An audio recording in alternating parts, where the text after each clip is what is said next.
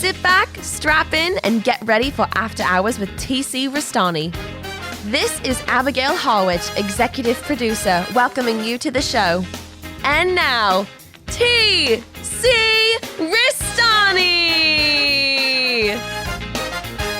Alrighty there, welcome to the After Hours with TC Restani, the podcast. I'm TC Restani, emanating from the palatial podcast penthouse, and I'm here with my esteemed panel of awesome experts, and I'm going to go around the horn right now and introduce them to you. My mentor, Mr. Ricky Bittman. What's going on, Rick? Can you explain this? Well, it's Halloween. I'm up in the right head. It is Halloween as we're recording this. That was my witch laugh. Well, now, which would that be? You know how I wish I could laugh like is Mel Blanc, that witch that he used to do. Remember when she would like shoot off and the hairpins would fly around? Oh yeah, she was good. But that's just a generic witch laugh I have. It's like the Willem scream in the movies. Yeah. So it's a generic witch thing. Just a generic one. Unbelievable. The greatest celebrity stalker of all time, South Boston Jeff. Hey, it's good to be here. Good. What's happening, TC, and what's happening to all my fans? And it's unbelievable. And QB is here. Quincy Briscoe. What's going on, QB? Not much. Happy Halloween to everyone. All righty. Yeah, we're recording this on Halloween. All Hallows Eve. All Hallows Eve. All the trick-or-treaters have left the palatial podcast penthouse and Restani Productions. Finally. And we have some leftover candy over there. And I know there's the wrappers right there. You were a little upset we didn't have any like Skittles or anything. Well, yeah. I mean, chocolate. There's nothing wrong with chocolate. I'm very opinionated. I get hate mail all the time for my opinions. But a little Skittle, little Airhead. You ever had Airheads? Yeah, of course, I remember Airheads. I had an orange Airhead the other day. Really? Outstanding. That sounds... I like a good... very citrusy. And gummy bears are good. Oh. You ever leave them in your pocket all day so they're nice and squishy? If the candy's in front of me, it's not going to last long. Unbelievable. You have chocolate do you remember they like got the little wax soda bottles and everything God, with yeah. the fluid in them? Yeah. And you've been into that little liquid came out? Yeah. What the hell was that? Tasty. And how did they get in there? Yeah, who knows? But we drank it. They had to use a syringe to get that in there. I mean, how else are you going to get that in there? Easily, yeah. That was somebody's job, yeah. And then you take and you chew the wax of the bottles. And I remember the neighborhood I grew up in, Southie. Now the corner store was they did a little petition to get them to stop selling those because we would spit the wax out on the street. And if you look like old pictures like you took around the neighborhood, black patches all over the street. Look like tar. Yeah, that's what it was. And the mother's like, that's all filthy. We don't want it on our sidewalks. So the guy had to stop selling them. And how did he get it off? Did he use like a power wash? I think they just had to dig up the street when they replaced the sidewalks. They all that from wax candy. Yeah, it was a mess. Why do they do that in the potholes then? It would probably work because that stuff just didn't go anywhere. It'd probably still be there too. Mm-hmm. And remember the wax harmonicas, the orange ones? Oh, of course. You're saying that and then chew it. wax is going to fix potholes? I don't think so. Hey, he said it. Don't look at me. Well, what do you an engineer all of a sudden? Yeah, a little bit when it comes to potholes. Well, how would you fix the potholes then? If Hot Top was not available, what would you use to fill the potholes? Baby bones? If you're saying that Hot Top's not available, Yeah. are we talking about candle wax here? No, we're talking about wax candy that used to chew. I mean, you could use candle wax, I guess. I mean, you ever seen how when you take a candle and it dries up, how hard that shit is? Yeah, sort of. Maybe you could fill the potholes with some baby powder. Why baby powder? You're an engineer. You're an engineer over here. Baby Junction. powder is what makes you smell good, okay? But Makes you smell like a baby. okay, well, let's see. Which hardens quicker? Candle wax or this other kind of wax called I don't know. You're the man with the PhD over there in engineering. Yeah, you told us you were an engineer. We're coming to you. Help us. Okay, well, let's examine this for a second here. All right. Okay, we got candle wax that hardens pretty damn quick, and this other kind of wax is called Carnauba wax. that's car wax. Yeah. But it's hard. Which one hardens quicker though? I suppose the candle wax is if. I would say the candle wax. Right. Put the candle back. We'll talk about that later. I would say maybe a small pothole and God help us if the Hot Top becomes available quickly. Maybe like 3 or 4 candles. Yeah, You never know. You never know. Maybe we can melt down all the milk cartons you have. yeah. I know that's a soft spot over there. You know what? well, that's called recycling. Well, we're fixing. We're taking the plastic and actually filling the potholes because if hot top was not available, you're the one who started this conversation saying you were an engineer and you knew how to do this stuff, and now you have absolutely no answers. No. I'm examining the clues here. Okay. Well, you We are a hired detective. you to solve this problem. Now, what are you going to do about it? Well, we got hot wax candles, and then you get this other kind of wax called Carnauba wax. carnauba wax. That's car wax. That's soft. That you do cars with. I would have to say the candle wax. All right, well, there you go. You heard it here from Engineer Briscoe. Send your candles to the Palatial Podcast penthouse. There you go. So, attention, Quincy Briscoe, and we will have you. Maybe we can demonstrate in the springtime when all the potholes are there. Right? We'll get all these candles that we've accumulated over the last 6 months, and you can fill the potholes with wax. A small one. Wouldn't hurt to try a small one. All right, there's Well, the the challenge. small ones aren't the problem. Yeah, the small ones your car doesn't really care about. It's ones that look like an asteroid hit. Yeah. All right, maybe one about the size of Size of an elephant. There you go, size of an All elephant. right, well, there you go. There's the challenge. Bitman and you and the engineers behind the scenes at Restani Productions can coordinate that. Oh, God help us. Okay. It was a really interesting turn. Tangent number one. All right, speaking of turns, Jeff and I took a turn driving down to Chiller Theater. Nice. This past weekend, October 25th, down in beautiful Parsippany. Parsippany. The wonderful Parsippany, New Jersey. Parsippany. And you met some bigwigs down there, Jeff. So why don't you give us I the did. 411 on who'd you meet? Who was your key? Well, my key. Well, about 2 years ago, I met Cheech Marin from Cheech and Chong. I finished the duo, and I met Tommy Chong. And as you can see on the screen right now, if you're watching this on YouTube, there you are. He's a recording master, one of the true greats of recording artists of all time. Him and Cheech. Now, But very cool guy. Very cool guy. the picture of you shaking his hand, was that like meeting a god? It certainly was. Yes, it was bumping more than a man, kind of like a god. I was I felt very humbled. Were you high? A little bit, yeah. I'm always a little halfway there when I'm running around the chiller. And what about Mr. Chong? Was he high? He seemed like he had a light buzz and everything. I think his health doesn't allow him to smoke anymore, but he takes plenty of the gummies that he makes and everything. But I could be wrong. But he seemed to be rolling. Inquiring minds want to know, what did you talk to Tommy Chong about? Okay, I talked about what my favorite record was, but that they did. It was like when they did a parody of Sleeping Beauty. It was the Sleeping Beauty album, and I talked about a few of my favorite movies and how he did movies with Elvira and Pee Wee Herman, Paul Rubin. And he's like, yeah, we had a couple of hits, man. Yeah. Here and there. I'm sure he did. Did he say man? Yeah. That's He cool. was. He was so much like he is in when you see him in the movies. And what was the still you got signed? Oh, it was a picture from Cheech and Chong's next movie. It's just him in the hot tub smoking a big fat J.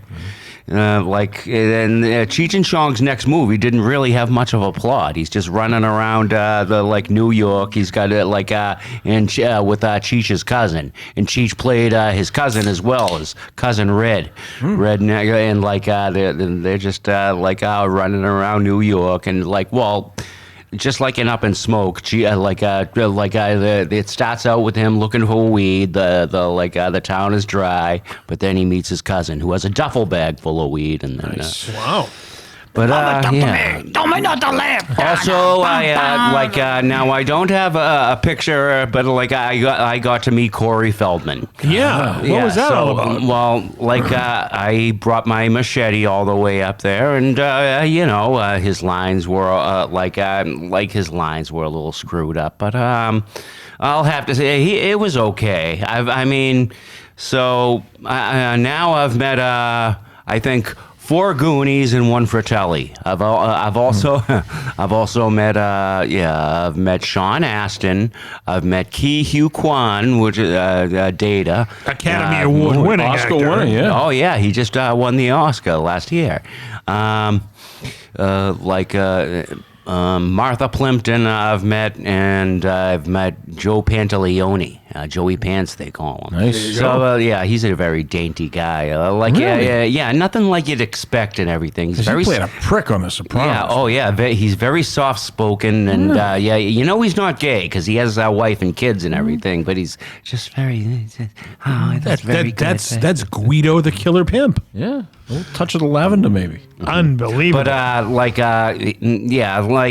Corey Feldman's attitude wasn't the best in the world and everything. TC kind of fill me in on this now. What's the deal with him and the variance in prices? I'm not sure what it was, but you had to pay extra to not have it personalized. Oh my God! So it was like $40 to get it signed, personalized, and then it's another $40 to not have it personalized. So to save money, I needed to have that personalized, and there was hardly any room on it for there. Oh. He didn't really give me much eye contact, and I talked to him for a bit, and I was like, hey, did you ever read Stephen King's Carrie? And he's like, no, never got around to that one. I was like, you got to check it out because Teddy Duchamp, your character Teddy Duchamp, is in Carrie. Wow. He's like, really? Oh, I never knew that. And I was like, yeah, he's at the end. You have to go right to the end, but he witnesses when Carrie was on the way back of the prom, on the way back from the prom, and and the police bring him in for questioning. Cool. And he's about 30 years old because Carrie took place in the 70s. That's right. Yeah. Wow. But I mean, I'll have to say that Corey, I mean, he wasn't a jerk, but he was just okay. Yeah, he's got no reason. You'd think he would be more I can say Ki Hugh Kwan, the happiest dude I've ever met. Yeah. Literally so happy, jumping up and down. Yeah. So happy to meet you. Yeah. Jerry, it's a pleasure to meet you. It's good to be here from Vietnam and not have to look at piles of dead body when I go to school. Now, did Corey Feldman comment on your wardrobe that night? Because you look like one of the Frog Brothers. Well, he just said he liked my shirt. I was wearing my Wacky Racers shirt and everything. Oh, cool. But a lot of people did compliment me on it, but he just didn't happen to be one of them. He didn't know where the fuck he was. All never right. mind about my outfit and everything. He was just Never mind about Tommy Chong being out of his mind, but Corey Feldman was really high. So you get the machete. Everyone has just their names on it, and then one's to Jeff. Yeah. You should have told him your name was Knight. Tonight. Fascinating. And you must have met somebody else down there. Well, sure. I mean, I said hello to Mira Sorvino, but I didn't get in her How's she line. look? It was too late. Oh, she looks really fine and everything. She was a babe in that Romy and Mitchell. Oh, Michelle, Romy and Michelle, yeah. She She also did one with where she played a young Marilyn Monroe. Where Yes, she played, a lot of nudity. where she played Norma Jean and everything. And of course, her father was the late great Paul Sorvino from Oh God and Goodfellas. Do you remember when she was accepting the big Oscar? boss. Remember when she was accepting? Oh, and he started crying. Okay, yeah. so I told my buddy that when I watched that for the first time, this is true. This is how sick I am. I turned the sound down and I pretended that she was on stage telling everyone how he used to molest her. And that's why he was crying. He's crying in front of Hollywood's elite. Well, actually, they would applaud him in Hollywood if he did Well, that. now, yeah, but back then we knew differently. I used to lift my dress up and...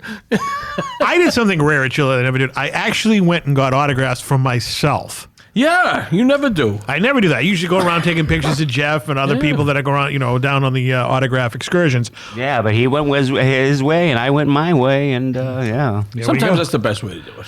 I had to meet Electra Woman and Dinah Girl. Especially Dinah Girl. How'd she look? Oh, my God. For a woman who is 74 years old. Dinah Girl is 70? 4 years old. Well, how old is Electra Woman then? Deirdre Hall, I think, is pushing 80. Dear God. I mean, they were kind of close in age. That show came out in 1976. Yeah, but still, oh my goodness. So I was 5 years old and getting all tingly for Dinah Girl. who wasn't? And I actually told her that, not in those exact words. Yeah. But she was like, oh my God, that is the most flattering thing I've ever heard, because she doesn't do many shows. Yeah. And she was very, patting my hand and whatnot. And then she goes, on the other hand, that made me feel real old. Yeah. But she was still very stunning. Nice. And Deirdre Hall was very quiet and very nice. But yeah, I mean, Dinah Girl, Judy Strangis. Oh my God. I was an ISIS guy, I have to admit. If my 5-year-old self knew that, 100 years later you'd be meeting Dinah Girl. She looked too close to the age of, the girls I knew. So that's why I went with ISIS. That Really? white skirt. I don't know. I think the woman's dead, isn't she? I think so, yeah. Yeah. She used to pop Most up of in the shows. woman I lusted after it died. Like who? Give us the top three. I just, Who's your key? Who's your key? My key, my God. You're putting me on the spot here, but just one that just came to mind right now as Right a young now. boy watching it and just blowing my socks off. Mary Lou Henner in that episode of Taxi when she was up there dancing. At the apartment. Yes. That one really got She me. still looks the same. Yeah, she does. Yeah, I mean, I've seen pictures. she's gorgeous. And we've talked about our fascination with Elizabeth from Eight Is Enough. Right. And as much as I'm not a big blonde guy, it's Charlene Tilton when she used to compete on the Battle of the Network Stars. You could see her nipples like little rocks when she would have that bathing suit on. What was her name on Dallas? Oh, Lucy. Lucy. Yeah. Lucy. And I never watched one episode, but I know that. Lucy. It was Lucy Ewing, but Probably, yeah. Yeah, whatever it was. Spitfire. She's been at Chiller before. Probably. No, they all have. Yeah. I mean, it was a fun time down there. I love driving and going down to Parsippany, New Jersey. It's twice a year. Yeah, and you stop at your stops. I stopped at Ryan's Deli, of course. the What now, picture. Jeff? There's a picture on the screen. What the hell sandwich were you eating it from Ryan's? That looked awesome. Oh, that was like turkey pastrami and roast beef, like in the same sandwich or with the melted Swiss cheese, Basically, plus bacon, Basically- on an everything bagel. That was coronary with a crust. Oh, that's good stuff. No, that smelled good. The only looked thing I hate about Ryan's Deli, What is that? It has nothing to do with the food, the service, the interior. Yeah. Outside they have park benches, and it's always swarmed by bees. Really? And they have signs that say beware of bees, obviously. But there's really no place to sit outside unless you want to lean on your hood of your car or eat in the car. Seems like a very easy problem to take care of. Yeah. But every time we go down there twice a year. Maybe they're making their own honey somewhere. It could be. We go down there in April, we go down there in October. Always bees. That would That's drive me the crazy. only thing I hate about Ryan's Deli. I've been going to Ryan's Deli for almost 30 years, and they always had a bee problem. You can't sit inside? You could, Oh. but we got takeout. Yeah. So because we had to get back on the road. Now tell the fans you would kind of alluded to Kate Jackson was a little off that day. Okay, Very Kate strange. Jackson, who played Sabrina, not our Sabrina, Right. but Sabrina on the wonderfully show Charlie's Angels in the 70s. She's pushing 80. Yeah. Okay. But still. And she did an autograph and photo session wearing a COVID mask. All you saw was her little beady eyes. It could have been anyone. You're right. It could have been anyone. And the amount of money people were paying to get an autograph with Kate Jackson with a mask on. Now, I know she played a nurse on, wasn't she on Emergency, like a couple episodes, maybe? But she was on some. Oh, The Rookies. The Rookies. She was a nurse on The Rookies. Unless she was cosplaying her nurse role on The Rookies, it was kind of stupid. That is. But I maybe it wasn't her. It could have, Yeah, we did like the Scooby-Doo and the squad to come and unmask her. maybe. Yeah, Who would it have been? Joyce DeWitt. Yeah. Like she had like stilts on for crying out loud. Kate Jackson, you're not Kate Jackson. You're Janet Wood. I'm not going. Send Joyce. Send Joyce. Joyce needs the payday. I get good. Yeah. I had a lot of merch from Charlie's Angels. 60-40. But that was kind of odd, and they had her in a private room and whatnot.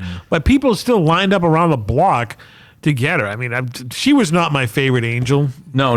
So- Never was mine, no. So if Jacqueline Smith was there, I would have been waiting in line. But thank you you got my key for me. And of course, on the screen right now, there he is, Eddie Dean, sorry. holding the autograph for you, Ricky Bettman. That was my key, and huge fan with Eddie. I interact with him on Facebook, as does Jeff. He remembered you. I dropped the name, and he's like, Oh, yeah, sure, I remember him. We talk all the time. Now, the funniest thing about this was he got to the building, I think, a little late. Yeah. And they were going to put him in the room with some other, I forgot, someone else from Greece I don't even recognize. And he was like, I'm not going in there. So he asked some fans to help him move a table to the hallway and his chairs.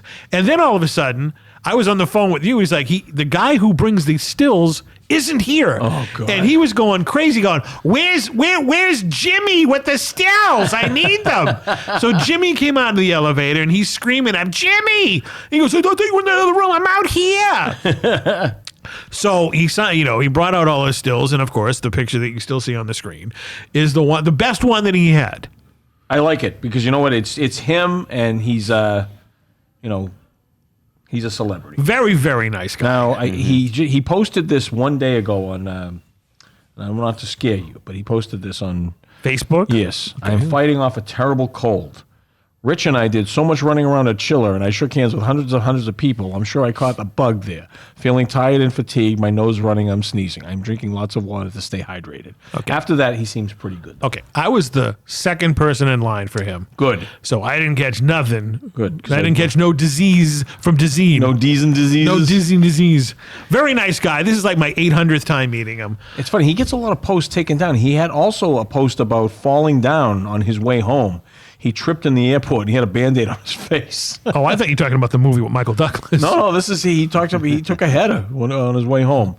But he has he's fighting with some guy in his, that he used to work with or something. It's this guy named Steve, and I guess they're this not guy named Steve. Yeah, he has, look at this whole post about it. About Steve? Yeah. And did he work with him where? He was like his manager or something, and they parted ways. Oh. Steve is a twerp and an angry, malicious, hateful person who has tried to get my post taken down. He's a twerp. He is that angry and petty because I dropped him. Therefore, I have to be careful none of Steve's friends infiltrate my page.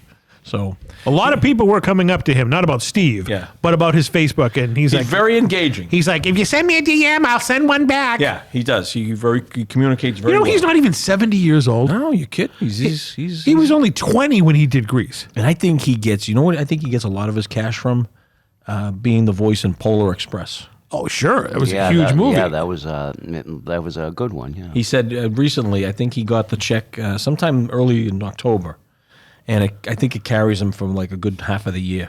How much do you think did he say what it was? I can't even imagine. I wouldn't know, but he gets. Well, he was in that movie for a while. Yeah, and you imagine what Tom Hanks gets for that? Oh yeah, he did say Tom Hanks was very nice to him and everything. Every day they talked, and he always has good things to say about most people. Well, that was the second time, except Steve. That was the second time that he worked with Robert Zemeckis. Yes. The first time was I Want to Hold Your Hand. I Want to Hold Your Hand. Which is one of my favorites. They did not have any stills from that. I know that was... And you know what? And the Criterion sale is coming up soon. They do one in November. The Criterion Collection, if you're familiar with that. I know what the Criterion Collection is. I used to have laser discs. Barnes & Noble does a 50% off sale of all their movies. Because right now... Where the hell is the nearest Barnes & Noble? You just do it online. Oh, okay. Yeah, you can do it online. And you can get them... Right now, the movie's $37 for the Criterion version Blu-ray. So that means you'd get it for like $18 or whatever. So great. You going to get it? Oh, absolutely, when that goes on sale. Wonderful. I'm a cheap bastard. Well, other than that, what other celebrities were out there? Biff from Back to the Future was there. Bill Duke was there, the guy who played Cook in Commando. Hey, we'll take Cook's car. He won't be needing it. He's never done one around here. His line was 100 miles long. Was he a black dude? Yeah. Yeah, he was the guy that, like, in Commando, he was out fighting them. Yeah. This Green Beret is going to kick your ass. I eat Green Berets for breakfast. He was also in Predator with Arnold Schwarzenegger. Yep. But he also played Abdullah in Car Wash. That's right. Yeah, he's been around. My God, he's been in a lot of films. Arnold likes him. He's 83. Jeez. John Cusack was there. He's a fucking douchebag. He had on a baseball hat. He looked like a guy that just wandered in off the street. Yeah, he must be like, what am I doing this for? Because he thinks he's really a big deal. Well, he didn't have a long line like Bill Duke did. Yeah. So he was probably charging an arm and a leg too. They all were charging arm and legs. Because the last I heard of Cusack before this, honest to God, he was at a basketball game and refused to stand for the national anthem. Did he take his hat off? No, he just sat there with his hat on and never stood up. Maybe and he's going bald and he just didn't want anybody to know this. That would be funny. Bald Cusack. Vicki Lawrence was there again. Mama from Mama's Family. Now, did any feminine superstars take a shine to you like they usually do, Jeff? No, not that I can think of. No, just the woman Heather that we that expedites the tickets. The tickets, yeah, the ticket girl and everything. She just she's very nice. Shout out to Heather at Chilla. You're awesome, Heather. Yeah, I wear my eye patch and pull the blind routine and everything. But she did it about an hour early this year. Ooh, yeah. And you did that whole thing again? Yeah. That's great. Just let the cat out of the bag, but yeah. Yeah, and then she'll probably I try to avoid her for the rest of the night, but Molly Ringwald was there. Heather was in line for Molly Ringwald. So now you showed me a picture of Molly Ringwald. Now I saw Molly Ringwald in a movie recently. Didn't look like Molly Ringwald, but in that picture you said, I think she's starting to look like Molly Ringwald. She dyed her hair back red, I guess. Maybe that's what it was. I mean, I met Molly Ringwald on Broadway, I don't know, like 20 years ago when she was in Cabaret. I was with you. Yeah, I was with you then. She was okay. Yeah. I mean, we got her for free, and she was like, that was the best part. And she had her dog with her, but she still stopped and signed. That's true. She did sign. That's nice. Then they had Kendra Wilkinson, the girl that was on The Girls Next Door, the one that was banging Hugh Hefner. Oh, yeah. I mean, what was weird about this, I don't know if the Chiller staff was minding her table or if it was her grandmother and mother minding the table, which is kind of weird. That is, because they were very nice. Yeah. And you walk up, and she's like, "Oh, do you want Kendra's autograph? A picture?" And there's a picture of her with her gash open, and they had it covered. But still, your grandmother and your mother or your aunt or whatever it was. That's weird. Selling nude pictures of her. That's like, I remember a long time ago, HBO had a documentary called Stripper. Right. And it was this real foxy one, and her mother made all her costumes. She's not on stage, but what's her name? Jenna Jameson's dad used to go on set. That's true, yeah. He was a cop in Vegas. That's weird. Right. Well, if my daughter was Jenna Jameson and she had all those connections in that business, I wouldn't go on set to watch her film. No. I would hang around with her co-stars. Eventually you're going to hear something. It is true. I don't even know if that guy's still alive, but probably not. But that pretty much summed up the Chiller experience. We were in and out of there. We got what we wanted and we got the hell out of there because we had a long drive. Correctamundo. And a shout out to the East Hanover Diner, the diner we go to. Yes, on the way home. It was a fascinating experience there, and it was all around. It was a good Chiller trip. So all in all, you were inside Chiller for how long, you think? Oh, we got to the building. We got down there really quick because it was really out of the traffic. We got there probably like around 3:30. Yeah, around 3:30. And the thing doesn't open until what 5:30. That's good. So we were roaming around, scouting out where everybody was, and narrowed it down who we wanted to get. And as soon as it opens at 5:30, Jeff was in Chong's line, and I was over in Judy Strange's line. Nice. I was actually there was one person ahead of me. Huh? One guy ahead of me. So did you take you 4 or 5 hours? No, not really. We were out of there by 9:30.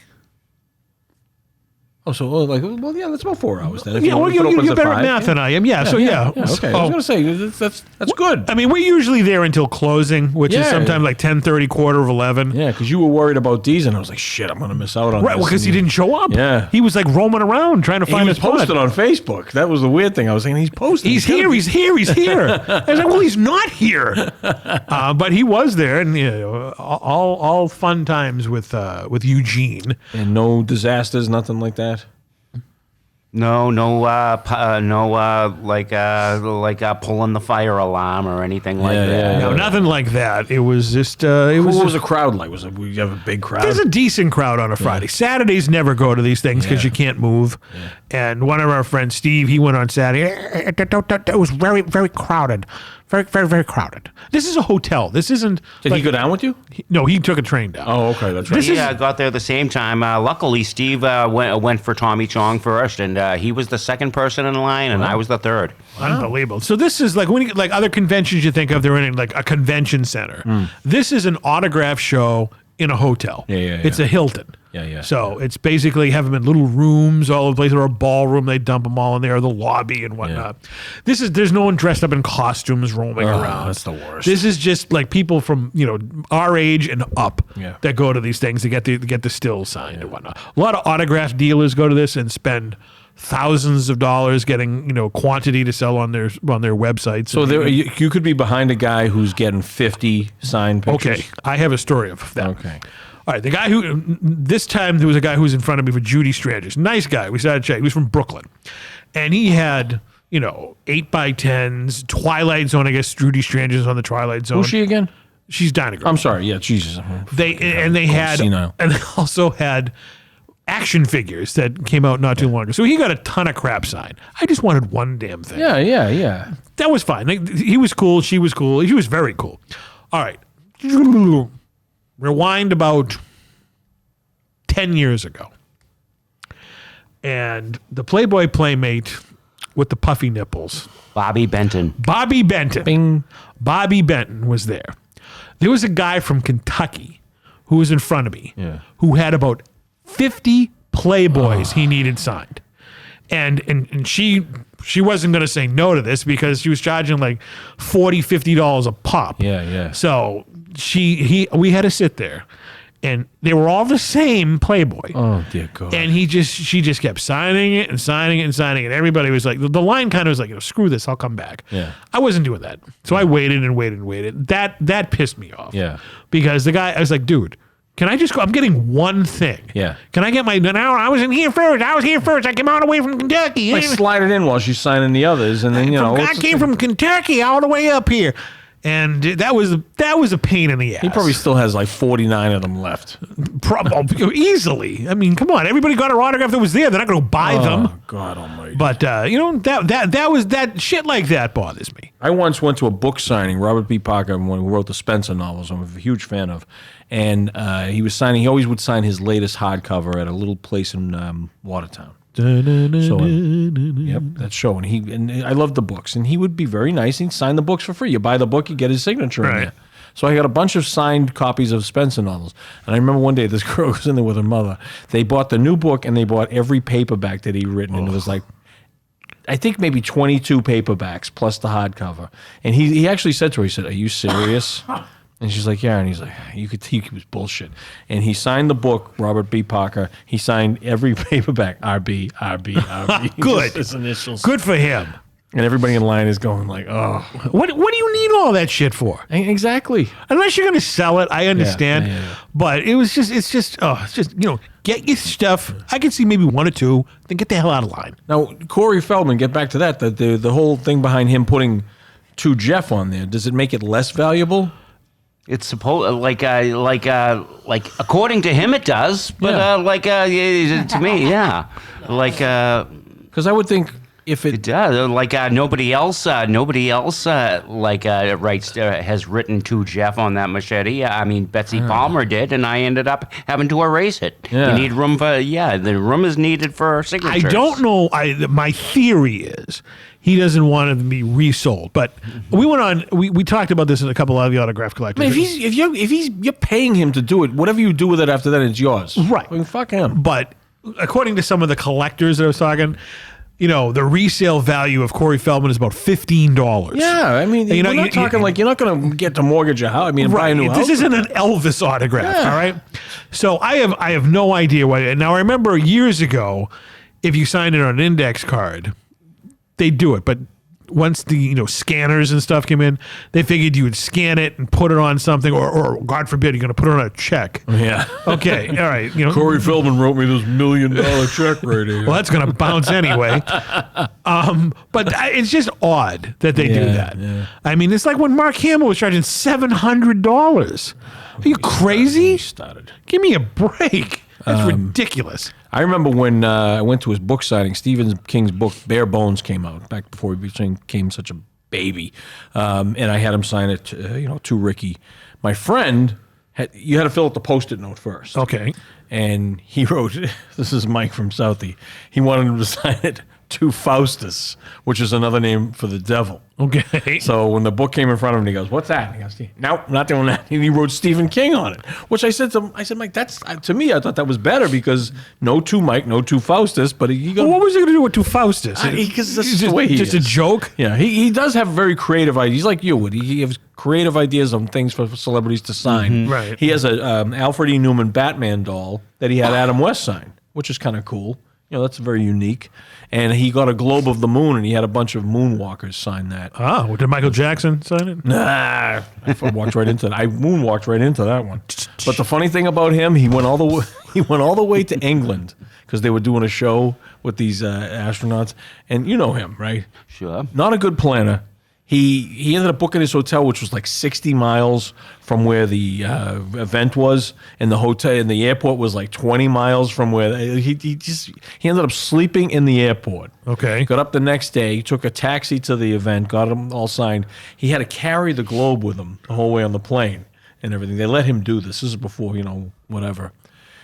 Comes back and everything, and he had a list of. He goes, "Rich, where do you see this?"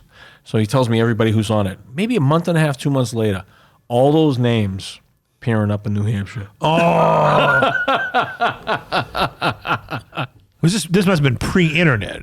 Yeah, it was like right around the time the internet. Yeah, because I think I still had dial-up internet at that time. You'd have to go. Those How much did that cost to go all the way to England? He spent a lot of money to go and get the autographs, and he paid a hotel that he didn't even use. So the autographs, how much were the autographs? That couldn't be that expensive. I don't back think then. I ever even asked them because it was just a really sore subject. Wow. But I mean, they didn't like Neil Armstrong to go, "By the way, we're going to be in Manchester, not England, New Hampshire next week." I came all the way from Boston. Oh, really? Huh? You got family over here? Oh, you mean Boston? No, Massachusetts. But that is kind of a cool. You think he's got a Globe of the Moon, Okay. all signed by these guys, which I thought Should have asked him, what was on the dark side of the moon, about all those glass towers and whatnot. Well, And why haven't we gone back? that's another episode. Oh, we don't have enough technology. My watch in 1985 had more technology in it than the he's actual getting very heated, folks. the when he talks moon about landing this, so just be in prepared. 1969. This could be a 2-hour episode. No, it's not going to be a 2-hour episode. It's just, it's just common sense. I don't disagree with you. Common it's sense. It's, we got big things going on in the world. Let's attack that after the election. They put webcams everywhere. How come not on the moon that looking would at be Earth? cool. That would be cool. Huh? You think about that? Yeah. I think about that all Why the didn't time. they put that camera that's on Mars? Why didn't they just send it to the moon? Something's on the moon. You're right about that. There's something on the moon, and it was definitely something on Mars. We don't get all those pictures, We're never going to get those. right? Right. Richard C. Hoagland knows about it. Yeah. Look him up. He's been on Art Bell a million times. Do you think the moon is made of cheese for real, Quincy? No, How did that even start? from cartoons, for Wasn't Hood or anything trying to sell cheese? maybe, Speaking of that, we have 2 milk cartons here, which isn't uncommon around No. Quincy. But it doesn't say milk on it. It says cream of wheat, wheated with milk. Yeah. What's this? A new deal with cream of wheat making a return? Yeah, there's no milk identifiers on this thing at all. Well, my opinion, We'll take a picture of Quincy holding this if you're watching this on Okay. YouTube. Not right now. well, in my opinion, cream of wheat's trying to make a comeback. So here you find cream of wheat on milk bottles, at least half-gallon bottles anyway. Okay, well, all right. They used to use it for the missing kids. Yeah. Probably. Cream of wheat wants to make its comeback. Well, if you found cream of wheat, it's on a milk carton. I will tell you this: it does not taste as good as it sounds. Sounds like cream of wheat. Well, why don't maybe we liked it when we were kids, cream of wheat, but what don't you like about cream of wheat now? It's just bland. It's one of those. It's like eating hay, Yeah. like wet It's hay. like gritty. It's like sand. I found. You ever eat it? Well, you can't spell grits without gritty. That's true. And like sand through the hourglass, so are the days of our lives. With Theodore Hall. Close Encounters. Speaking of, Yes. we got a couple things to talk about Very, before we sign. very sad that Terry Garr has passed away. We met her at Chiller about 10 years ago. This was after she had her stroke. And to her credit, she relearned to write her autograph with her opposite hand because she couldn't use whatever one she used before. That's a trooper right there. Right. I mean, Terry Garr was, you talked about Mary Lou Henner earlier. Yeah. Mary Lou Henner did a very nice tribute on Twitter saying that Terry Garr was her hero. Really? And she worked with one of her husbands, Frederick Forrester, who was in Apocalypse Now. Okay. And he was also in He was in Falling Down. Falling Down. This was used, man. Yeah. He was also in the movie with Nicolas Cage there, Valley Girl. He played the Valley Girl's dad. Oh, okay. Yeah. I know who that is. Yeah. Now I see him. But yeah, so Terry Garr, she worked with a lot of famous directors. Yeah, she was hot when I was a kid, I remember. Damn. Look at those knockers. There was a couple scenes when she was in Oh God. She was in Oh God. She played John Denver's wife, who at first didn't believe that he saw God, just like she didn't believe Roy Neer, But there's this quick scene where they're going to bed at night, and she puts her little nightie over her head. Yes. You see a little quick ass shot. Yeah. And then she does this thing with, like, she's trying to develop her bust, and she does this little, like, muscle thing, and you see her just like that. She was also fantastic in Tootsie. Yep. Now, can you name the two movies where Richard Dreyfuss played her husband? Okay. Obviously, Close Encounters of the Third Kind. That's the first one. yeah. Yeah. I'm going to guess, was it Hot to Trot? Almost. It was a horse movie called Let It Ride. Let It Ride. Let It Ride. Wow. That's what I was thinking of. He posted a nice tribute to it, too. But unlike in Oh God, she took John Denver back. She never took Dreyfuss back in Close Encounters. I don't blame him for going to another planet. She was a witch in that one. But she was hot in that one, too. She was. Do you know she was on an episode of the original Star Trek? Really? There was a I think it was the last season of Star Trek, and there was an episode called Gary 7. It was basically he was an alien that was like working for like the CIA or something, and they used that episode. They were using that as a launch for a new series, like a pilot. There was a cat in it and everything. Wow, I don't remember I'm sorry, I'm not up for you Trekkies out there. I'm not up on the whole plot of Gary 7. Yeah, I'm not a big Trekkie either. But that just proves how long she's been around. Yeah. I mean, that was in 1969. Yeah, sad.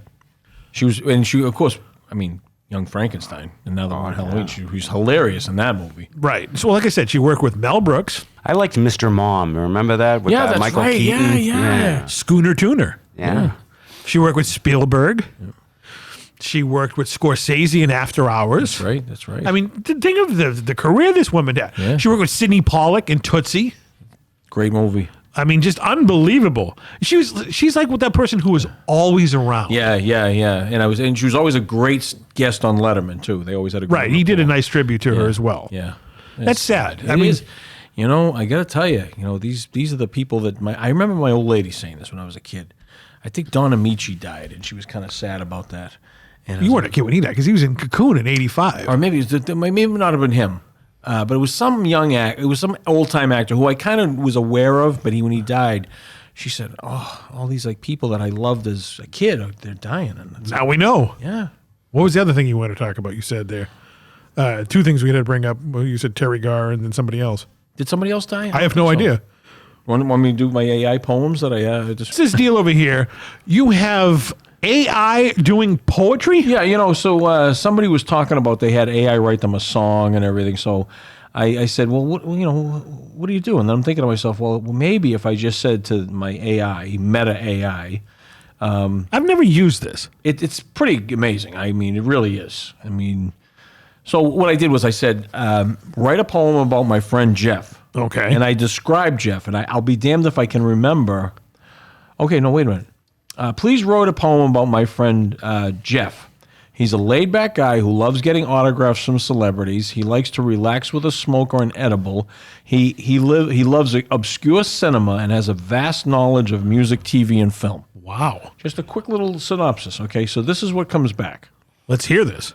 Jeff, a man of ease, laid-back vibes, a gentle breeze. He chases signatures, a treasured thrill. From celebrities, a personal fulfill. With smoke or e-file in hand, I think there's like is that like a vapor type of thing? Yeah. Okay, with smoke or e-file in hand, he unwinds, lost in a peaceful land. Obscure cinema, his secret delight, a world of films.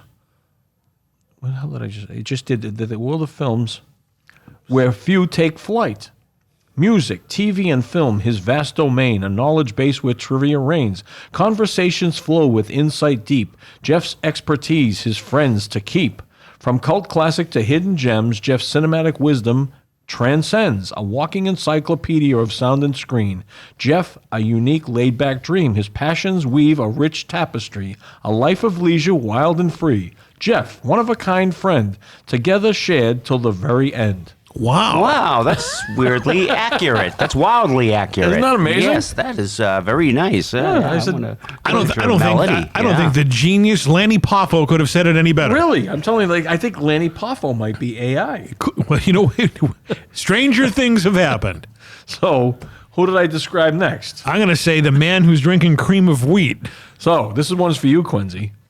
I said, please write a poem about my friend Quincy. He's enthusiastic. He loves drinking whole milk and eating cheese balls. He loves dancing, doing odd jobs, and he's also a very good Christian. That's kind of like you, right? Yeah. Quincy, a soul so bright. I won't try to do my Lanny Popo. Quincy, a soul so bright and bold, radiates enthusiasm, never to grow old. With a heart full of joy and a spirit so free, he shines like a star for all to see. He loves his love for whole milk, a creamy delight, and cheese balls, a snack both day and both night. He savors each bite with a grin so wide, a simple pleasure that brings him joy inside. On the dance floor he spins and sways, lost in the rhythm of life's happy ways. With moves so smooth and a heart so light, he dances with joy through day and night. But Quincy's not just about fun and play. He's a man of faith in every single way. A good Christian with a heart of gold, living his values young and bold. And when he's not dancing or snacking with glee, he's lending a hand with odd jobs to see. Helping others with a willing heart, Quincy's kindness sets him apart. Quincy, dear Quincy, a treasure so rare, a shining example of love and care. May your enthusiasm and joy never fade, and your heart remain full of love and faith displayed. Wow. Well, thank you. Who's right to all this? A computer. A computer. AI. Someone just went on the computer and, I did. I described you to the computer, and that's what they gave me. well, for God so loved the world, that gave us only forgotten Son. Now, whosoever believeth in him shall not perish, but have everlasting life. I mean, who needs Paul who needs Paul Williams these days when you got the computer writing the songs for you? And Nipsey Russell. Nipsey Russell. I'm getting through my earpiece. How come you didn't ask the one right by me? Abby wants one. Well, all right. The next episode. next step. Not Paul Williams. Yeah, no. And I couldn't describe you. I mean, it would take forever. It would take forever. Well, That's a sweet memory. Speaking of AI, so I kind of described how I feel about Halloween. what are these two having a That's private another show. conversation Private over here? conversation. No. Quincy's just like giving me the fair warning. Don't be bad mouthing Paul Williams around him anymore. All right, One of his sorry. favorites. No, we'd never want to forget Paul Williams. No, we don't. I mean, that's a wicked, awesome, sweet memory. Yeah, speaking of Paul Williams, Jack Jones died. Yeah, that's right. Yeah, he just died recently. The guy who sang the Love Boat theme, Love Boat. which was written by Paul Williams. Yep. That is so sweet, so awesome. Did he write the second version? I would think when the girls sing the Love Boat. It was still the same song, oh, but sure. you're thinking about, wasn't that, the Mermaids. what? Well, there's a group on the later yeah. episodes of the Love Boat. I would think maybe they're the ones that sing it. Oh, but I was thinking about when Jack Jones retired, they got rid of him. They had who was the Psychic Friends network there? Whitney Houston's aunt. Oh, Jesus, I can see her. That's what friends are. Dionne Warwick. Dionne Warwick. Dionne Warwick. Yeah, she sang the Love Boat theme for a couple seasons. I forgot about those Maybe that's the mermaids. one that. Shit. I don't remember the Mermaids. Well, there was a group called the Mermaids. Okay, all right, I believe you. Oh no, they were 'Cause they came out and they danced and they had mermaid outfits on, didn't they? Right. And they did synchronized dancing in the pool, like the old Okay. those old time things. Like Ethel Merman movies yeah, and was stuff? It Was it like the opening of Indiana Jones and the Temple of Doom? Exactly, just like that. I'm trying to think. I gotcha. I don't remember those. That's my AI picture. Let's look at this It's AI picture. in the later episodes of the Love Boat. Maybe Paul Williams wrote those too. He could have. Now, this is a woman dressed as a nun, well, it's a nun. just kicking pumpkins. Jack-o'-lanterns. Jack-o'-lantern. So, because she doesn't like Halloween. Yeah, so I said to AI, Okay. what the fuck did I say? I'm sorry. Draw a fat nun angrily kicking jack-o'-lanterns on her way out on Halloween night. Wow, we should do some crazy AI stuff on a show and just see what we come up with. It really, I'm telling you right now, it's amazing. Draw a fat guy with red hair and beard being tickled by an ice cream man on a busy street. Looks like Cousin Leo. Oh my God! See the ice cream man. I see the ice cream man. And, wow, that's scary. That's gonna be the end of this world. You know, the AI is gonna get us. That. Draw a fat guy getting tickled by an ice cream You just did man. this right now? I did it just the other day. How long does it take to get back a render? Not even 10 seconds. Really? Yeah. Wow. Want to do one right now? Yeah, I want. All right, you tell me what to say, All right. and I'll say it right into AI. Okay. All right. They draw anything, and you know you can be descriptive, Okay. All right. be detail oriented.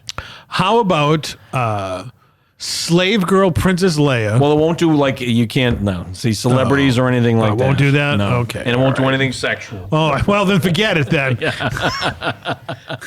It's going to have, hey, AI, can you have Emmy Rossum and TC Restani? So much for that. He's never going to use AI now. That's for sure. Unbelievable. Now, Quincy, I got you an autograph. I forgot to mention this when we were talking about Chiller. Oh, We got you that autograph from Brookie Peters from Jaws 2 for your It's collection. awesome.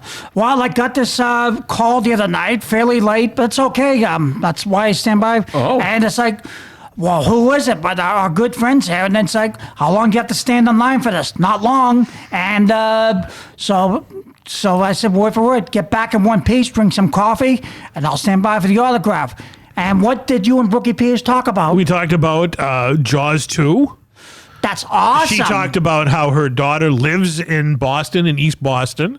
Really? And then sitting next to her was the guy who played Polo in Jaws 2, and that's John Dukakis, son of former governor Mike Dukakis, and nephew of Olympia Dukakis. How old's the daughter? I don't know how old the daughter is. I have no idea. Well, I'm just trying to take interest. All right. Well, Trying to do the wise thing here. Why do you want to know how old Brookie Peters' daughter is? I know, just take an interest because she took the time to, and you took the time. All right, fine. Just acquiring local information. Yeah, what are you going to go knock on doors and everything in East Boston? Yeah, you Brookie Peters' daughter? No, just showing a bit of interest because everyone took time to do this. You want to show her some cream of wheat? All right, here, cream of wheat. share a bowl with it. Now I noticed one of these jugs. These two jugs aren't like they're not the same. No, one has water in it. That's unusual. Well, Quincy was giving out candy earlier down here at the Palatial Podcast Penthouse, and it was a very warm day for Halloween. It was. It was I 80 loved something it. degrees. I love it. So that's why he was keeping hydrated as he was handing out the Kit Kats. That's good though. I'm glad you're doing that. I got this from the Poland Springs cooler, Yeah, I noticed That's because why it's empty. That's why I'm drinking this. Well, I gave TC Sodies. but I did give a reminder. Got to call Poland Springs. I sent a text to Abby, and we're getting some gallons on Monday. And some red Solo cups. That I did not text to her. Sorry. But she's telling me in the earpiece she's leaving now because she's going to a Halloween party On Thursday night. Lame. and she won't tell us what the Halloween costume is. Maybe she's going as Lady Godiva. No, maybe she's going out as a red cup, a solo cup. Well, yeah. You never know. I'll drink to that. You'll drink to that. But hold on, we have our sound effects machine See working if you again. remember. Very There good. we go. But that's fascinating. You know that Halloween's in the book for 2024. Yeah, on to Thanksgiving. Well, speaking of Thanksgiving, Uh-oh. speaking of Thanksgiving, I had a powwow down here earlier before you guys got here, with some interns, with Cody and Howard. The annual, which used to be Hooper Party, is coming up, and we were wondering what film are we going to watch on Thanksgiving Eve? Yeah. And we haven't decided on anything. okay, all right. So we're going to go around the panel. Okay. And see which film. All right, we know we're not watching Hooper again. Right. We're not watching DC Cab again. Right. Even though we did hang around with Jill Shalin from DC Cab at Chiller. Did you ask how Adam was? I did not. Adam the a-hole? We also had, what other party do we have? Used cars. Used cars. A used yeah. car party. And we had to have something else. No, that was it. That was it? Yeah.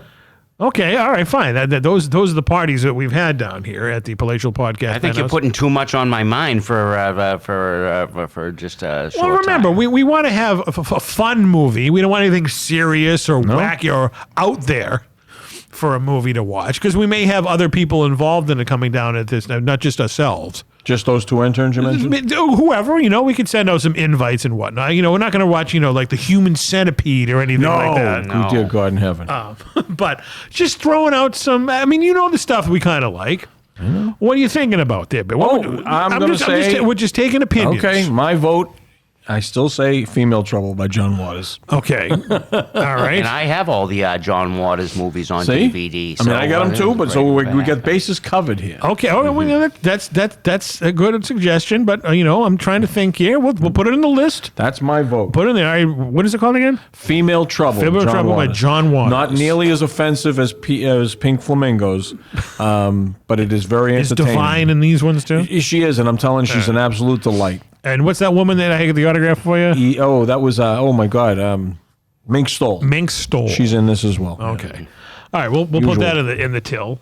Jeff, what would you have to say? Because we can't have the same people saying the same. Okay, yeah, right. So I would have to say the Cheech and Chong's first movie, Up in Smoke. Up in Smoke. Yeah, because not only is it the origin film where they meet and everything, but I want you to see how many people that we've met are in the first one. Interesting. Like Tom Skerritt and everything, who played Strawberry. That's how I got Tom Skerritt to sign and everything. He was getting out of his cab, and I went, "Hey, Strawberry, hold up, man!" And he did for some reason. He was like, "Hey," he liked the memory. If I can find the picture, it's on the screen right now. If I don't find the picture, it's not on screen right now. Also, Stacy Keach, I've met him and everything. Yeah, you confronted him in that windy alleyway, in the Schubert alleyway in Times Square. Yeah, and I was saying, "You are stoned. You are very stoned." He was laughing. Okay. But, also,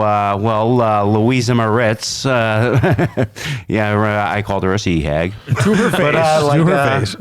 But just a bunch of people, and now Cheech and Chong. It would be a good one. The only Cheech and Chong movie he has seen so far is Cheech and Chong's next movie. And It's I not enjoyed bad. it. I enjoyed it. I've seen them all, and they're all great. It was a start. All right, Quincy, what movie would you like to watch at the Hooper Party? No longer the Hooper Party.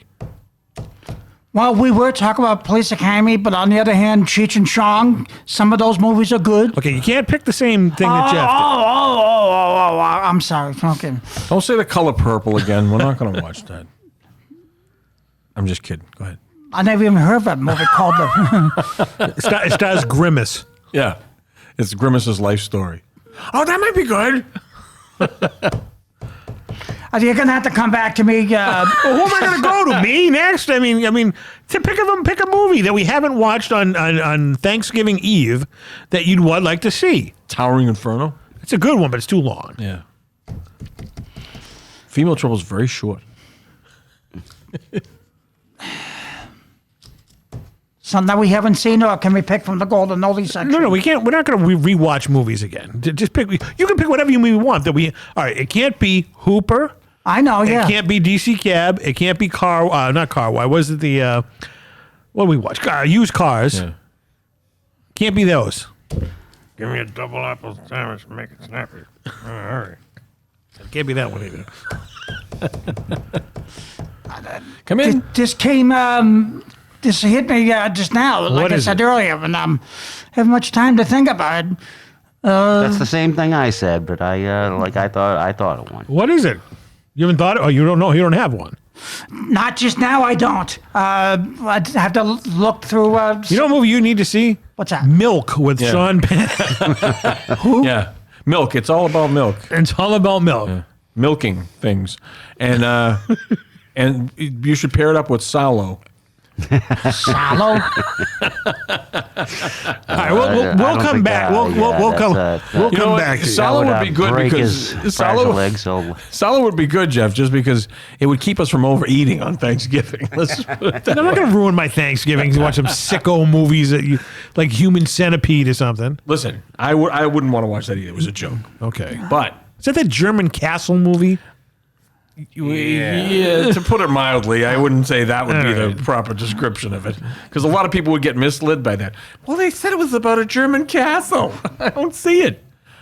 Female Trouble's kind of holiday because they Christmas is featured in it. Okay, all right. Well, that's on Christmas. I saw that clip. That's I'm telling you, the whole movie's like that. All right, let me try to think here. What would be one that? Well, get Cliff and Claff to put their 2 cents in too. I'll ask them what I'll tell them the list. But all right, Thanksgiving Eve, you relax, you're excited about the next day, and you don't want to watch like the Honky Tonk Man and some nightmare song made by Alice Cooper. I'm gonna have to say I would throw out. Have you ever seen The Wildlife? Yes, with Chris Penn. Correct. Yeah. That's one that I haven't watched that in a million years. I could see that being. And Jeff left the DVD at my house like I don't know, like in February, and I haven't even watched it yet. Good flick. Which is kind of like the unofficial sequel to Fast Times at Ridgemont High. Yes. So that would be my pick. The Wildlife. Jeez, Chris Penn. Yeah, He died young. Yeah, he did. He did. Yeah, very heavy man. good career. Yeah. He was Very good. very good career. He was in Dirty Dancing. Was he? He was in Dirty Dancing, and he was in All the Right Moves. He was. Yeah. And he was also in. Did you ever see The Best of the Best? I have not. The one with Eric Roberts. It was a martial arts movie with James Earl Jones. Jesus, no. Where How did this get off my radar? Where they they were on the Olympic judo or karate team or whatever it was. Oh, God, I got to see if Tubi has this. It sounds like a Tubi. It came out in 1988. And then they went to Korea, and I'm not going to ruin the ending. But the second one was just Eric Roberts, Philip Ree, who wrote and directed the first one, and Chris Penn. They moved to Vegas, and they get involved with the underworld, which is run by who else? Wayne Newton in the Coliseum, which is like underground UFC barbaric fighting. They don't have it. All right. Best of the Best 2 was actually a better movie, funny-wise and entertainment-wise. Like, where did they go to the story like this? And Philip Ree's, I can't even believe we're talking about this.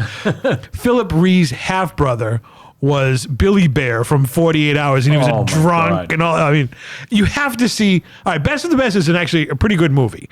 This is around the time, Karate Kid was huge, and they're doing all these like martial arts and karate and it sounds like something I would love. Judo movie. James Earl Jones was very good at it. Then they took this whole thing into a different tangent, and then they made even more weird sequels that had to deal with clowns. It was just fucking off the wall. But I recommend if you have never seen Best of the Best. I know something I wanted to mention to you. What's that? Best of the Best 2. No. Sunday night I have a ritual where I watch T.J. Hooker. T.J. Hooker. Yeah. Okay. And I'm in season 3, I think, right now. But I've added to that ritual now, where I watch. And I've never sat through one episode of this show, but I think it's one of your favorites. Highway to Heaven. I love Highway to Heaven. I'm on the 3rd episode. The kid dying of cancer. It's so 80s. You can say, yeah, you can watch Highway to Heaven and say, hey, there's Tina from Friday the 13th, Part 7. Hey, there's a lot of great actors in it. I caught in an episode of Highway to Heaven. It was an episode where Michael Landon was a substitute teacher. Okay. And he was teaching journalism and whatnot. And the kid had a book covered with a newspaper, and it said Hill Valley High. That was the name of the school in Back to the Future. Wow. And it was the same logo, the Bulldogs. That was the name of the team. Yeah. And it's like, wait a minute. It's like I was watching the episode on TV, and it's like, did my eyes just deceive me? So I ran upstairs to my big computer and found the clip on YouTube. Yeah. And sure enough, it was that. Wow, that's interesting. And I talked to friends who were involved in the movie. They said maybe the same property master took the book from the set and put it on in the episode. It could be. But my favorite episode of Highway to Heaven was Michael Landon was doing awareness about pollution, and he dressed up as this seagull covered in oil. Oh, God. I can't wait for that one. I'm only on the 3rd episode. Yeah, but my favorite episode was when this newscaster and everything who was on coke and everything, he got caught with it and everything, and he was at the school and he got and he shoved it into his kid's locker, and the kid got thrown out of school or something like like that. But it was ridiculous. But As long as we're on a highway heaven kind of thing. Yeah. Wah, wah. I was doing this very temporarily when we had the COVID thing going on. Yeah. One episode where they let kids go into the prison when they had parents locked up, and they were complaining. It's like, so okay, you know what? We will let parents, kids go into the prison to visit their parents, but they had to redo the prison a little bit. But they let the prisoners rebuild the prisoners, the jail cells and everything, so the kids can go in. And they made hot fudge sundaes and everything. And Wow. That sounds great. but that one odd episode of Highway to Heaven. in front of the other. Now, this is unusual where all four of us have seen this show. Now, how I became a fan of Highway to Heaven was I knew about when it initially ran. It was on from like 84 to 89. Okay. Because Victor French died like before the series ended. Oh, he did? He was only 54 when he died. He looked like he was 84 on that Very, show. very good actor, Victor French. He's in a few westerns I've seen too. Oh, he was in Spencer's Mountain with Henry Fonda. Was he really? He played one of his brothers. He didn't have the beard. Wow, because I have that movie on DVD. Right. He was an officer and a gentleman. That could be a pre-Thanksgiving. Yeah, he was. That's right. What, Spencer's Mountain? Yeah, that could be a pre-Thanksgiving. A nice feel-good movie. But like I said, I didn't watch it during its initial run. How I became a fan was WBZ. Yeah. The local, back then, it was the NBC affiliate. Yep. Used to run reruns every night between 3 and 4 a.m. Oh, Jesus. And I was a night owl. And I used to watch it. I had a friend who was also a night owl. And he worked overnight as a security guard. And he had a little black and white TV. And he would also watch it. Then we would discuss the episode the next day. Interesting. I mean, I was looking for something new, like a new series. Because, I don't want to make the show any longer than it is. I don't care. I finished Shameless? Yes. So I didn't have any. So that's how I got on it. And last night I got some very bad news about a friend of mine. I won't go into the detail, but I was watching my Dracula movies while I was having dinner, and I'm like, because my Tosh Lent was out for the night, so I'm enjoying. I rarely get to eat in front of the TV. So I said, wait a minute, I need something to cheer me up. So I put on another episode of Highway to Heaven. So it's kind of it makes me feel good. I mean, it's basically a modern Little House on the Prairie. Yeah. But I mean, it has the whole wholesomeness to it. Tosh compared it to a series that I got her interested in, The Incredible Hulk. She goes he goes from town to town. He helps people out. He just doesn't turn into a green monster. No, he doesn't. But and they have similar things. New. Beautiful music. And then Highway was. I love the way it starts. It's like he's coming down to earth, and I just don't know something about he's it. just walking down a highway. Yeah. But I feel bad because all these broads in it, they all fall in love with him. Like the first two episodes, that girl that ran the nursing home and everything. Oh, Helen Hayes was in that episode. Really? Yeah, no, she's local. And he can never hook up with them. No, and they're they fall in love with him, and because he always finds these forlorn women. There's one episode where he encounters his former wife. She's still alive, Really? but she doesn't. Bunch of old ladies she talking doesn't. soap opera She doesn't shit. recognize him because obviously he's an angel. That's right. Yeah. And that was a very heartwarming episode. Oh, I can't wait to see But it. then there's ones that Dick Van Dyke has been on that show. Holy crap. Lauren Green did it. The little Bonanza tie-in. I'm wringing my hands in anticipation. The show was for it. on for 5 years. I got a long way to go. And there was, they flip-flopped. I think Michael Landon directed, then Victor French directed, and they brought in some Little House directors and whatnot. Yeah. But Highway to Heaven it is a good show. It's relaxing.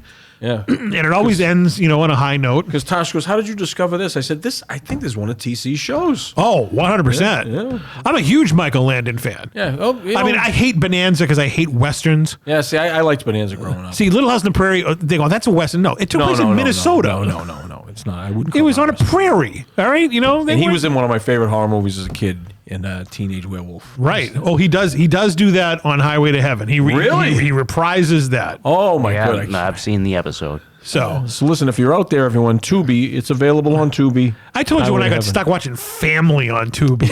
Yeah, now Family, I don't think I could get into. I was like, I ain't watching this. Yeah. I mean, I wish that Michael Landon as a werewolf ate the mother on Family. Yeah, she was. She was. I hated her. Her and the son. The son he was pains in the ass. Yeah, he was a little scumbag too. I don't know. That show was like around the time where Welcome Back, Kotter. And I'm sorry, I was a Sweat Hog fan. Everybody was a Sweat Hog. wasn't Quincy, you watching were a Sweat Hog Family. fan, right? Of course, I love Mr. Woodman. Carter, look what the sweat hogs are doing there. But I did finish Shameless.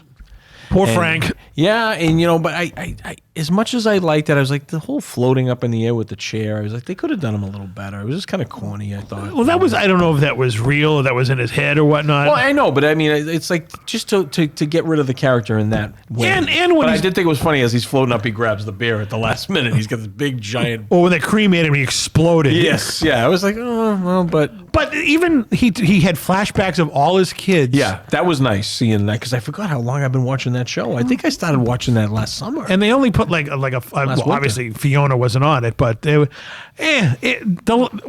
I said, once she left, that show sucked. I really thought that like you were holding back that she does show up. No, I was hoping that. And I was like, damn, they really she just. And then being that show was on for 10 years, it got very little fanfare when it signed off. Yeah, and it was a good show. No one cared. Yeah, it was a good show. I mean, that was on during the final seasons were on during the pandemic. Yeah.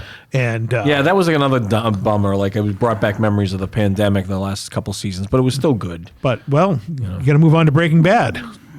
No, Breaking Bad. I did Breaking Bad. Yeah, okay. no, I did Breaking Bad. I still say is better than The Sopranos. I get a lot of heat for that. You're not wrong. Yeah, I get a lot of heat. The Sopranos became Dallas real quick. It did. That's there a lot good of boring episodes of The Sopranos, and there aren't hardly any boring episodes. And this is of coming from Breaking Bad. Paulie Walnuts himself. Yeah, exactly. Yeah, I agree. The Sopranos. I get a lot of shit when I say when I mean, even the first season wasn't the best. No, yeah. I mean, they had some cool lines and some cool kills and whatnot. But then when Tony and Carmela were separating, that whole thing was just like, you know what? Come on. I don't love you anymore, Tony. I was dreaming of Furio the entire time. Furio is like every morning. I love him so much. And but the only thing I did like about The Sopranos, unlike other shows, people got whacked when you didn't suspect it. That's true. There were a lot of surprises. Right. But I just say, and people, everyone hates Walter White. And I don't hate him. I don't know what it is, but people they call him a scumbag and everything. I'm like, I think I would have done everything exactly the way he would have. I love Walter White, but I can see their point of view. Yeah, I do. I see it, but I don't see why he's how many murders and deaths did he cause? But it's survival of the fittest. I mean, if my back was in the corner, I mean, I'm not talking about that. I'm talking about the plane, crashing because he wouldn't let Jane live, and the guy, the father, flipped out the air traffic controller. I kind of forgot about that. I mean, but that could have happened anyway. You never know. You never know. But yeah, I mean, but Walter White, I tell this to everybody. Breaking Bad is without question the greatest television series of the 21st century. Yeah, I'll give you that. Without question. Yeah. Even I haven't watched all of what Better Call Saul, but I did love. And that's great. I did love El Camino. Oh no, wait, I didn't watch it. Yeah, I watched El Camino. I'm sorry, right? Yeah. Great, yeah, excellent El Camino. Someone says now we need to have another Breaking Bad series. Which characters? No, I mean, Jesse's the only one really that's still alive, and we saw his story. Yeah. I mean, what are you going to do it on Badger and Skinny Pete? Yeah, Huel. Yeah, Huel. Yeah, Huel Babineau. It was such a great show. I have not watched Better Call Saul. You're right. I forgot about that. See, I like the character of Saul on Breaking Bad. Yeah, I do because too. he was there not every episode. Yes. And when he was in little short segments, and he was enjoyable. Yes, very much so. It's like, do I really want? Obviously, it was a success. I'm not saying it wasn't, but it gives me the bad rub that it's just all about him. Yeah. I mean, people saying it's better than Breaking Bad. There's no fucking way. No, it can't be. I'm sorry. That I haven't it's seen it, but I'm just saying there's no way. No way. That show was perfect. No. But I do get a lot of flack when I say it's better than The Sopranos. But and who likes your Italian friends? No, just everybody. Like, how can you say that? That means they haven't watched Breaking Bad. That's part of it too. But I will always say, no matter what, I still think the ending of Sopranos was a cop out. I don't care. I mean, that whole don't stop. That was just terrible. Terrible. Well, if you analyze it, I'm not talking about the people walking in and out of the restaurant, but a few episodes prior when he was out fishing with Bobby. 100%. I know what you're going to say. He said, what do you think like what happens? Yeah, I think it just goes to black. Goes black. Yeah. So they told you the ending. They did, but still, it would have been more epic. I mean, and and to kill him in front of the kids and the wife just was like, it was kind of disappointing. They have a great podcast, by the way. Yes, they do. Yeah, I listen to it every now and then. She's very... Was it talking? Oh, no, there's two of them. Yeah, this is the one with Michael Imperioli and Bobby Bacala. Yeah, this is just the kids. Steven Chirper, whatever his name is. AJ and Meadow. Yes. Who we met at Chiller a couple years ago. She's a sweetheart. I met her on Broadway when she was doing, I think maybe Beauty and the Beast or something like that, like 25 years ago. Very nice girl. Yeah. And Isla will talk about his addiction and going crazy in his manager's office. You know who has gained my respect? Who? Is Adriana. Oh, why? She's on all this social media and like all these little podcasts shitting on how Hollywood is corrupt. Really? Look it up. Oh, I got to find that. I love to listen to stuff like that. I was like, yeah. Good all for right, her. Adriana. We'll never see her in anything ever again. I thought we were going to say because she was on Which one was OnlyFans. Adriana, please? Was she the prostitute that was going out with Joey Pants? No. Chrissy's She was wife. Christopher's girlfriend. Oh, okay. All right. Yeah, she was nice. The yeah. one that Syl may have killed in the woods. We never saw. We never did see that. We never see it. Well, there was. Did you watch the documentary with David Chase? And that's on my DVR. I got to watch He that. loved Adriana and the actress. I've her name. Drea Drea Di Matteo. yes, very good. He loved her so much. Yeah. He couldn't stomach watching her getting killed. Yeah, I would say that's probably So they filmed two versions of it. They filmed where Syl blows her brains out and we get to see it, and the other one where he just walks off camera, we just hear it. I was so sad. Which is kind of an homage to French Connection. That's true at the very end. And French Connection did what? Went to black. That's true, it did, yeah. So, but I didn't put as much time into the French Connection. Well, the French Connection was only an hour and a half. Good movie, but I was like, damn. Best Picture, 1971. Tosh to this day has not seen that final scene of The Sopranos because she fell asleep. Yeah. I described it to her, and she's like, I'll never watch it. And I was sitting here in the podcast penthouse with Mark Dustin. We were watching it. It was a Sunday. It was a Sunday night. He's like, The Sopranos are ending tonight. I've watched a few episodes, and we sat there on. We had the big screen. And you'd seen every episode. I'd have seen all the episodes, but I didn't watch the show from the beginning. Oh, okay. I knew it was going to be like Breaking Bad. I never watched Breaking Bad when it was on regular TV.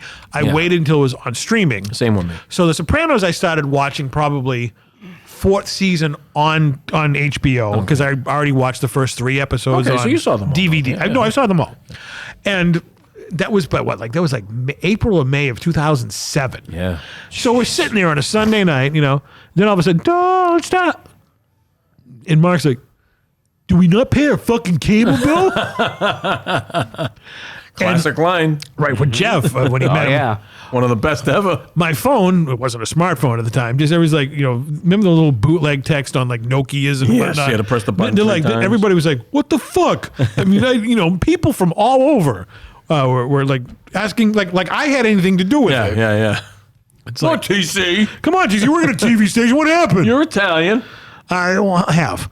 But yeah, that was and of course, Jeff, the infamous, when you asked James Gandolfini, what did you ask him? I said, well, like when I met him, as he was signing, I said, hey, what's up with the power? On the final episode, I thought my power went out, and he looked at me like as if to say, like that's the first time I've heard that today.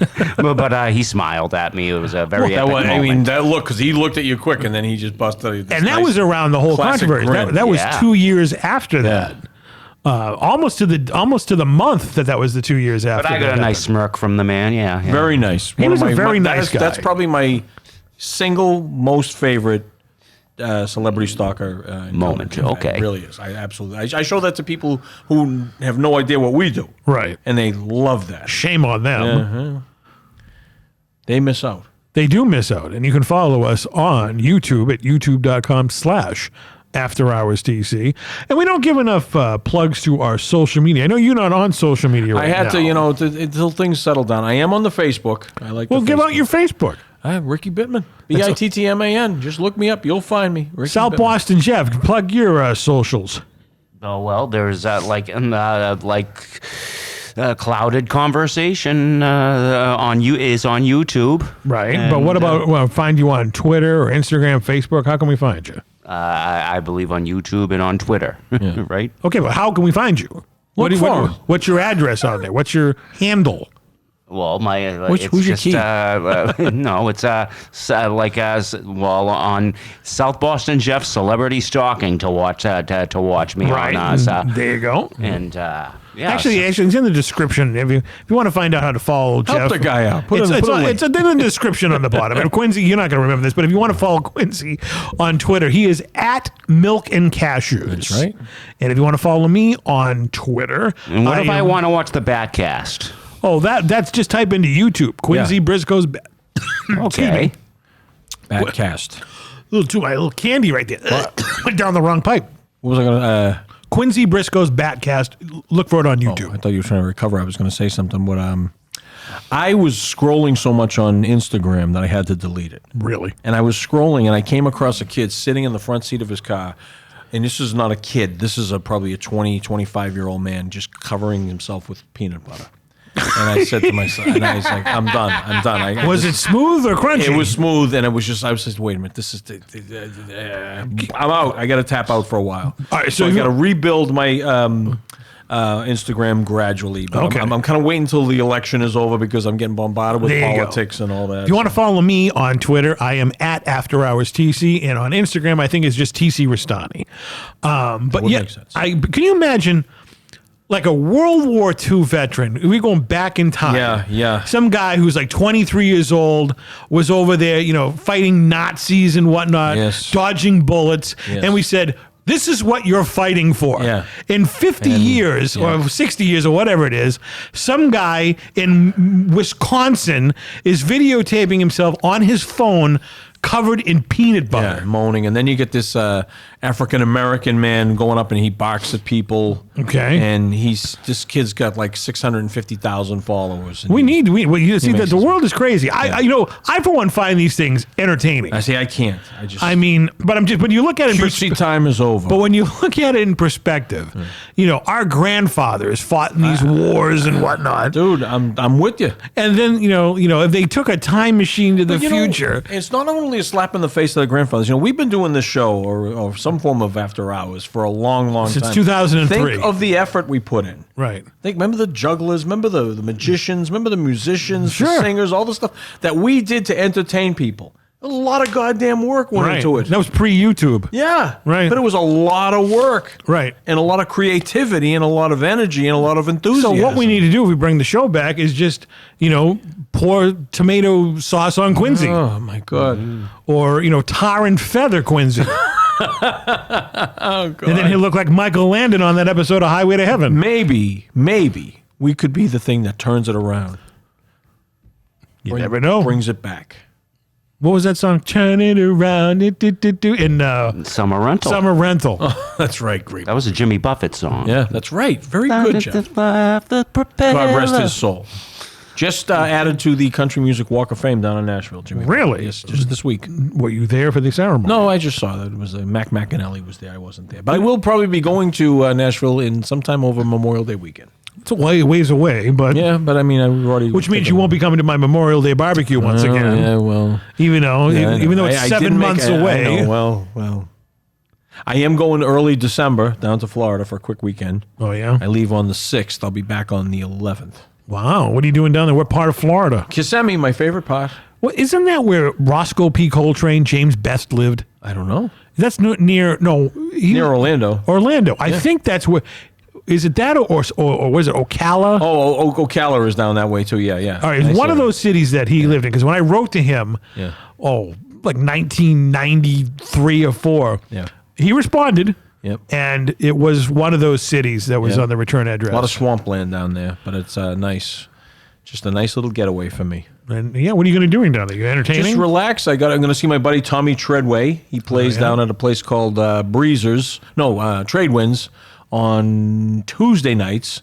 and he puts on a great show. Great entertainer, Tommy Treadway. Wow. He really And is. speaking of that, do you have any upcoming gigs that are coming around? Or No, actually, what do I got to do? I got a bat mitzvah. a bat mitzvah? Yeah, this young Jewish girl asked her dad to hire me. A very nice little paycheck. We'll cover. Oh, yeah? Yeah, nice little. Where is this? It's in Brookline. Oh, of course. Yes. Right around the corner from the Coolidge Corner? Yeah, actually, as a matter of fact, it's not too far from there. Right. And she likes my stand-up act, and she called me a gifted mimic in her letter. A and gifted mimic. I don't know who I've been imitating that she likes. but How I old said- is this woman? Well, she's 13. Oh, okay. So, okay. Oh, yeah. Bat mitzvah. I get you. I'll Yeah, tell yeah, her, yeah. You know, we're doing like the G-rated stuff. Oh, okay. But who would she know that you mimic that she would know in her pop culture world? I don't know. She just says, I find you to be a gifted mimic. Well, She probably liked this, the jukebox. Listen, when it comes and they say, we'll pay you this for, for a few hours work, I'm like, You won't offend me with cash, I'm as in. Bobby Heenan I'm would in. say. I think her father likes the old up, and away, hey. Wow. Up and way. Well, that's going to be fantastic. I heard you're going to be doing a photo shoot at the beginning of the year for new 8x10s. Yes, I definitely have to get some new 8x10s. You got to. Trying to slim down a little. Uh-oh. They're having another clouded conversation. What are you guys talking about? I came up with a different kind of idea. What's this? Maybe we won't go for it. On the other hand, maybe we will. Something original. We will. I was like, something vivu. What is the original thing, Quincy? An all-male review. How's about we watch an episode of American Chopper?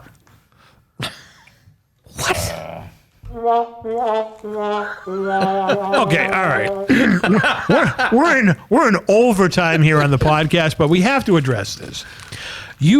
This is what you want to do on Thanksgiving Eve? Why not? You can see TC's face. Right You'd be like original, different. No, don't get me wrong. I like that show. I thoroughly enjoyed American Chopper in like 2004. All right? How about if we have some of Jeff's American chop suey? That's better than American Chopper. Well, on the other hand, come on, some of those bikes were. Okay, that's only. I mean, what do you want to watch? 2 episodes back to back? Because that would, be the same length as a movie. Well, the Billy Joe bike was pretty good. Okay. It's like the thing about American Chopper is like. No one remembers American Chopper. Well, let some of the newer generation have fun with one of these things. You know? Okay, well, It's going to have to come down to a serious vote and everything. We're going to have just to an have idea. a ballot and everything. it's not a bad idea, Quincy. Listen, it's your idea. It will be put into contention. All right. It's fantastic that you enjoyed it. Now, you have actually met the American Chopper cast. Of course. If anybody remembers the American Chopper cast. I keep waiting to say chop suey. I'm like, I must be Dude, hungry. listen, I cannot emphasize how much cannot do that. And of course we can't, let's not forget, well, get the damn bike down, for Christ's sake, what the hell you think this is? Who could forget the timeless classics of the Tuttles? It's an idea. You know what? Go ahead, hit the button. I will give you this. Settle down, ladies. Ladies. Shh. Come on, girls. See, am I a hilarious guy or what? Oh, you are a hilarious guy. It's a fascinating idea. I'm glad you thought of it, which brings up a story. We're going to probably wrap up the show with this story. They had a contest on American Chopper, I don't know, whatever, like 2009 or 10 or whatever it was. Yeah. You come up with an idea for your own bike. Okay? Yeah. So you send in your original idea into the Tuttles, and they would, pick which one was the best one. Quincy actually had a hell of an idea, and I want to let Quincy describe it. I was this much, only 1 or 2 votes off from having them build me a karaoke bike. And I kid you not, like I said, there was only 1 or 2. The karaoke bike would have been a flashing bike that would flash and look a lot like a karaoke machine. And so a lot of good friends of mine, they went online, got me an application. They text the Tuttles and they said, okay, fill out the application and we would like to have it. And I was almost, like I said, 1 or 2 votes off. But I was this much from going over to New York and have them build me a karaoke bike. Right. And I would have pick the fight, argue with all of them, because that was the whole highlight of the show. What did they end up picking? I don't even remember. Can only imagine. This is like 16 years ago. Yeah, But some stupid thing. it was like That's awesome. it would have been original arrive to see an Orange County bike be driven around here. Yeah. When I was looking for a bike at the time, but I had to go shop for a motorcycle. Oh, it had everything on this. So he actually drew it out. It had it looked like a discotheque, and it had the disco balls hanging from whatever. Yeah. And he had a big speaker on the front that played the song karaoke style, and a microphone attached to his helmet. And so Wouldn't the, that have been something? and That so should the have won. That should have won. Yeah, you'd been in every parade for the last 16 years. So it's like, so I got the application at the house, filled it out, said, so they laid out their rules. We cannot do this. I'm sorry, but you're just one vote off. But we're glad you enjoyed the show. Did you save that letter? That'd be a keeper. Because, probably because they remember me when I met them out of 10,000 people. And what was my favorite bike? The Comanche bike. Because you had to take everything all apart. The bike was leaking oil all over the place. And of course, I get to do Vinny's line. Dude, listen. I cannot emphasize how much you cannot do that. Everything had to come all apart. We put everything back together. Something went wrong with the bike every time. That was Unbelievable. All right, Quincy, wrap up the show. Well, thank you for watching a most spectacular episode of this program. We hope to see you again soon. And we're going to talk about holidays sometime again soon. But for the present, please drive home carefully. And remember, we never close.